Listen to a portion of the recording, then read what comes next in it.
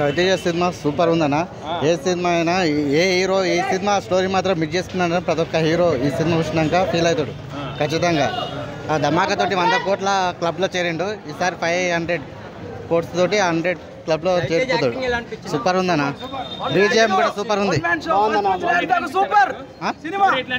బీభత్సంగా ఉందన్న.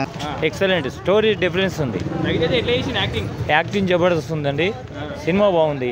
మెయిన్ ముఖ్యంగా రవితేజది ఇంపార్టెంట్. స్టోరీ బాగుంది. వేరే కాన్సెప్ట్ ఉంది. బాగుంది. ఫైట్స్ ఘోరంగా ఉన్నాయి. సారీ మరియు గూస్ బాంబ్స్ వస్తాయి.